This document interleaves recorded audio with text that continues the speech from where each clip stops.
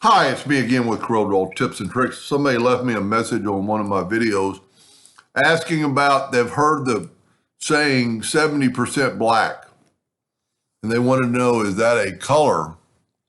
Well, it is, but in CMYK and BRG or RGB, it's differently. This is 100% black. This is 70% black. How do I know that's 70% black? Because on my RGB color palette, I've got 70% black, 80% black, 90% black, and black. So this is 10, 20 that goes up in scale.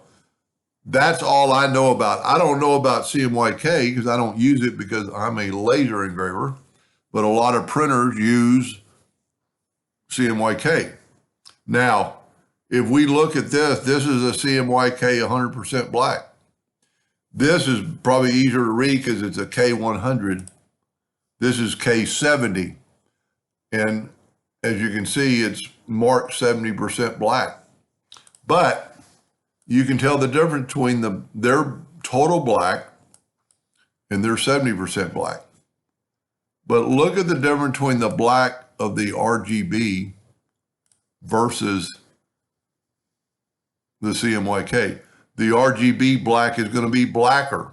Matter of fact, the 70% black on RGB is darker than the 70% CMYK. And it's still lighter than their black. So that's what I only have heard of 70% black, especially when you're engraving on glass, like a wine glass or a bottle.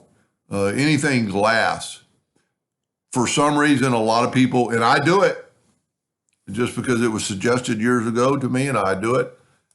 It's not as intense, and on a glass, it could maybe it helps the engraving so it's not so hot. You know, you're still going to run your settings and your speed and your power that you've always ran, but 70% black might be a little, because glass, the laser beam just has to, from what I know, has to just barely touch it to fracture it. Where on wood, it's got to go a little deeper to burn it. You know, you just touch the glass and it fractures. So maybe that's why, and I'm a believer in it. I've never really done a test on what the difference is, but it seems to work. So there is no, I have two color palettes open and I shouldn't. I don't want that CMYK open anymore, so I'm going to grab it and go to palettes and close it because I just use RGB.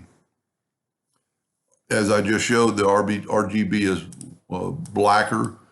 Laser engravers are only going to use black and grays, and that's really it. I mean, we use red in drawing to signify a cut line.